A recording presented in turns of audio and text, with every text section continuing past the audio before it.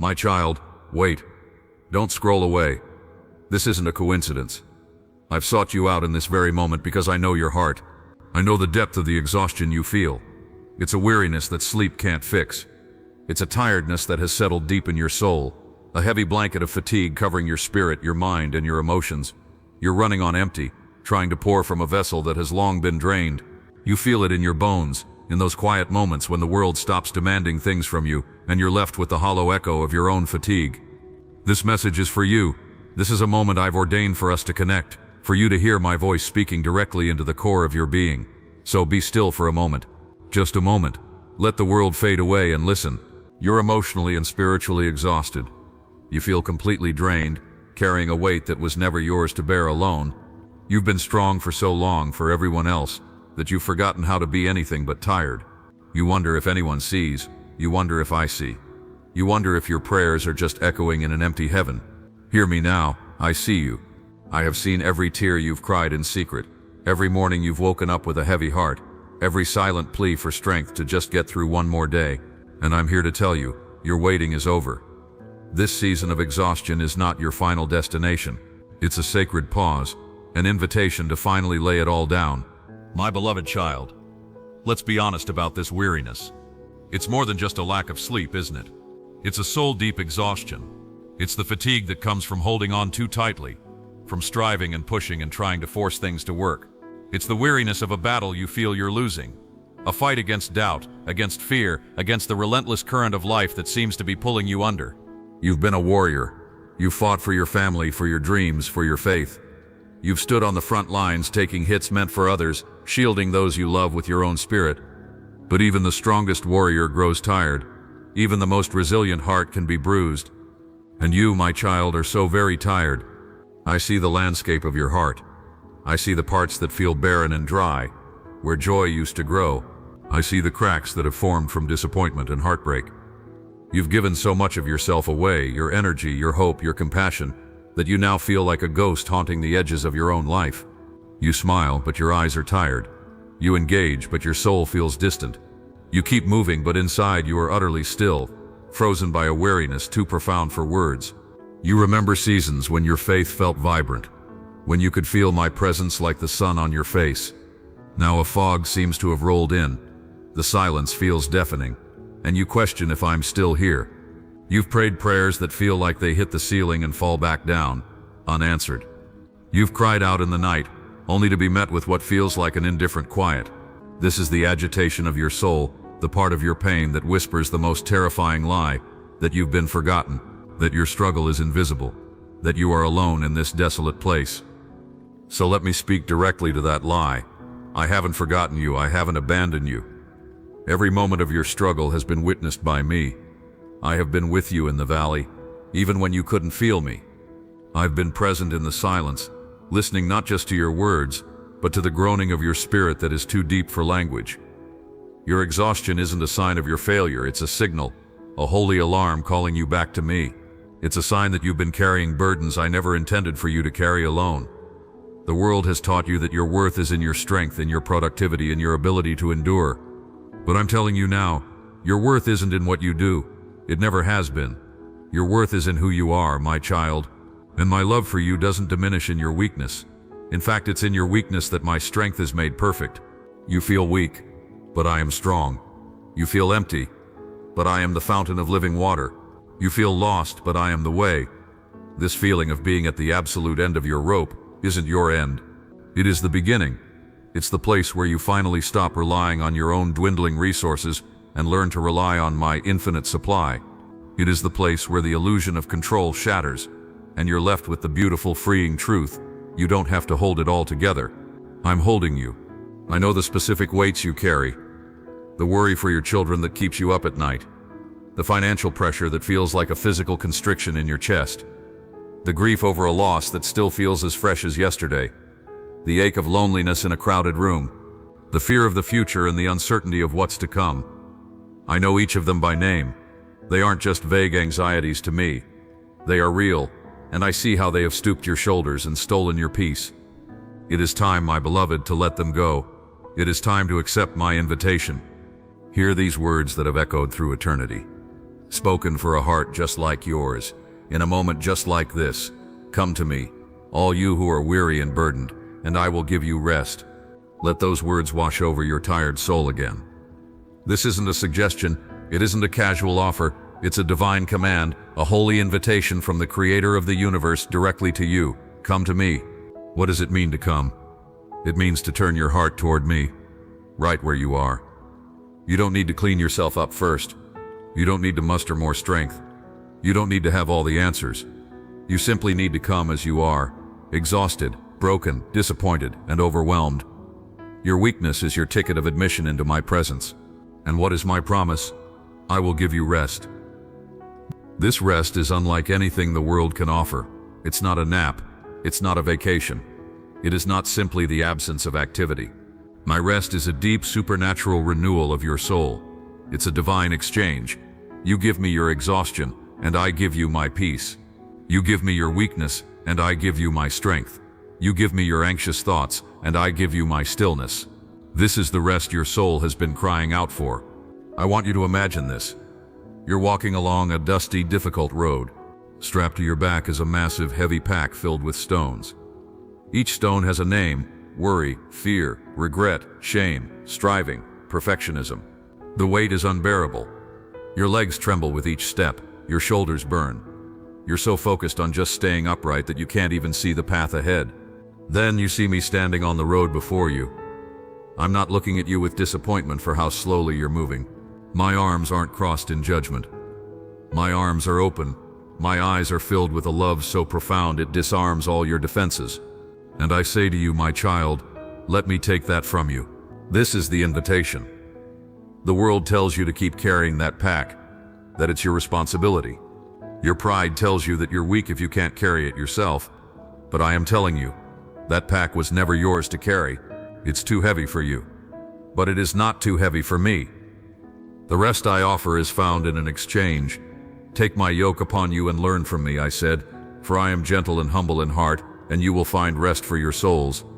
For my yoke is easy, and my burden is light.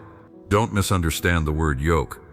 In my kingdom, a yoke isn't a tool of oppression, it's a tool of partnership. When oxen were yoked, a younger, weaker ox was often paired with an older, stronger one.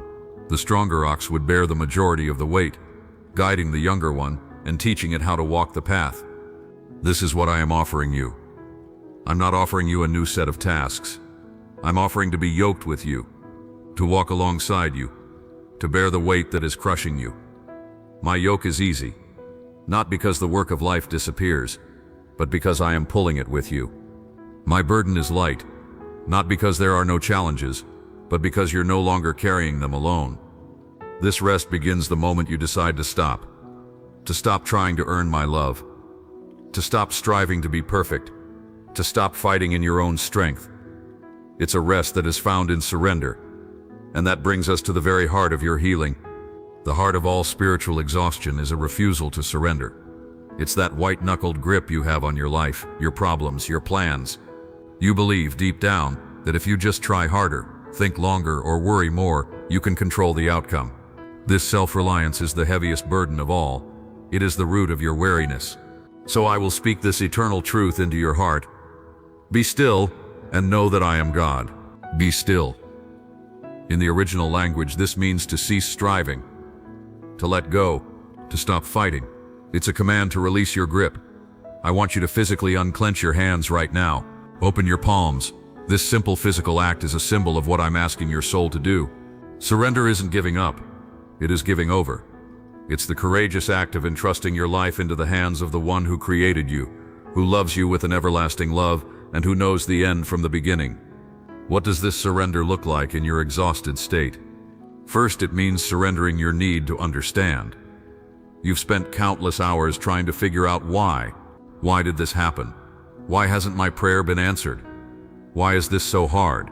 This quest for answers becomes a torment, a frantic spinning of your mental wheels that only deepens your exhaustion. Surrender means accepting that there are things you may not understand on this side of eternity. It means trusting my wisdom is greater than your understanding. It means letting go of the why and choosing to trust the who, trusting me. Second, it means surrendering your timeline. You have a schedule in your mind for how things should go, a timeline for your career, for your relationships, for your healing. Your waiting has become agonizing because my timing hasn't aligned with yours. This has agitated your spirit and made you feel that I've forgotten you. But my timing is perfect. I'm never late. I'm never early. I am always right on time. Surrender means releasing your watch and your calendar into my hands and trusting that I am working all things together for your good in my perfect time. This season of weariness isn't a delay. It's part of the process. Third, it means surrendering your burdens. The Bible says, "Cast your cares on the Lord and He will sustain you." To cast something means to throw it, to hurl it away from you. It's an active, decisive motion. I'm not asking you to gently place your worries at my feet. I am asking you to throw them onto me with the full force of your will. Picture that heavy pack again. Mentally unbuckle the straps. Feel the weight shift. Now in your spirit, throw it off. Cast the burden of your financial worries onto me. I am your provider. Cast the burden of your children's futures onto me. They are my children too. Cast the burden of your health onto me. I am your healer. Cast the burden of your loneliness onto me. I have promised to never leave you, nor forsake you. When you cast your cares upon me, I don't just hold them. The promise is that I will sustain you. I will hold you up. I will be the strength that carries you forward when you have no strength of your own. This is the great paradox of my kingdom. You find your strength when you admit your weakness. You find victory when you surrender the fight. You find you can finally stand when you fall on your knees. Letting go is scary. It feels counterintuitive. It feels like losing control. But the control you think you have is an illusion, and it's an illusion that is costing you your peace. True control is found in resting in the one who is truly in control of all things. This stillness, this surrender, is not passive. It's an active trust. It's a moment-by-moment choice to stop picking those burdens back up. When the worry returns, and it will, you must choose to cast it back onto me again. And again, and again. Each time you do, you're strengthening your faith muscles. You are training your soul to live in a state of surrendered trust. This is where true lasting rest is found. It's the peace of the green pastures and quiet waters that the psalmist spoke of. It is a rest that I must lead you to. You can't find it on your own. He makes me lie down in green pastures. He leads me beside quiet waters. He refreshes my soul. Sometimes I have to make you lie down because you would never choose to rest on your own. This season of exhaustion may be my hand lovingly, gently pushing you down into the soft grass of my grace, forcing you to stop so I can finally restore your soul. My child, my purpose isn't just to give you a break from your exhaustion. My purpose is to completely renew you. Your season of exhaustion is not a punishment. It is the ground being tilled for new growth. It is the place where I am rebuilding you from the foundation up.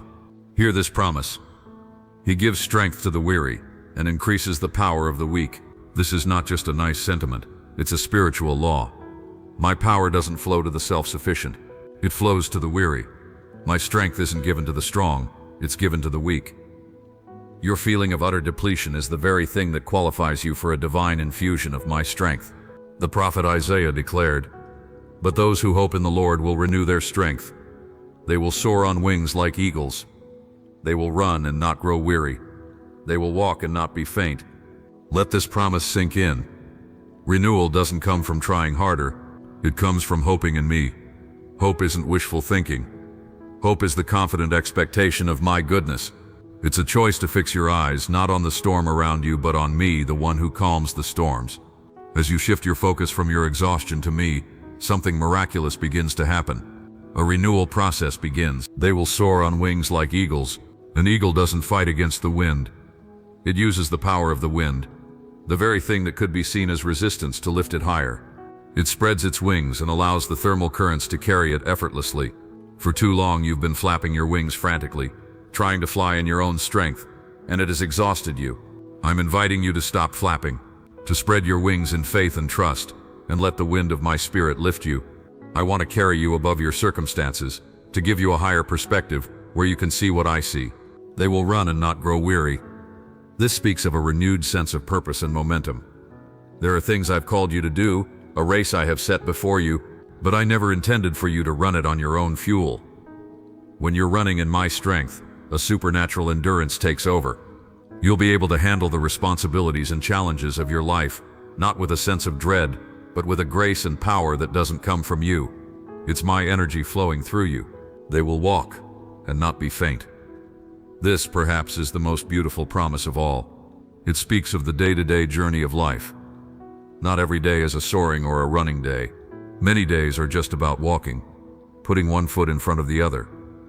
This promise means that in the mundane, in the ordinary, in the daily grind of life, my strength will be there to sustain you. You will not faint. You won't collapse under the pressure of the everyday, because I will be your ever-present help. My promise is to refresh the weary and satisfy the faint. I will restore the years you feel have been lost to struggle and weariness. I will bring beauty from the ashes of your burnout. The very places where you feel most broken will become the places where my light shines through you most brightly. Your exhaustion won't have the final word. My grace will. Your emptiness will not define you. My fullness will. This renewal begins when you allow my presence to be your sanctuary. I promised, my presence will go with you, and I will give you rest. The ultimate answer to your emotional and spiritual exhaustion isn't a change in circumstances, but a deeper awareness of my abiding presence. I am with you, right now. As you read these words, I am with you. When you lie down to sleep, I am with you. When you face a difficult day, I am with you. You are never alone. Let this truth sink deeper than all your fears. Let it be the anchor for your weary soul. Rest in my presence. Find your home in me, my child. This message isn't just information. It is an active impartation of my grace, my peace, and my strength to you. It's a living word, and now I want you to actively receive it. If you believe this message is for you, if you're ready to lay down your burdens and step into my rest, I want you to declare it. In the comments below, type Amen. I receive your rest. Let that be an act of faith, a line drawn in the sand, a declaration that you are done with striving and are now stepping into a life of surrender and trust. And if this message has touched your heart, consider liking it as your own personal act of worship, a signal to me that you're accepting this divine invitation. You know someone else who is just as tired as you are, someone who is hiding their exhaustion behind a brave face. Share this message with them. Be my vessel to extend this same invitation to another weary heart. My beloved child, let these final words settle deep into your spirit. You are not your exhaustion. You're not your weakness. You're not your failures. You're not what you have been through. You are my child, and I am not disappointed in you. I am so deeply in love with you. Your weariness isn't a wall. It's a doorway into a deeper intimacy with me. The emptying of your own strength has created a holy space within you that only I can fill. And I'm filling it now, with my peace that surpasses all understanding.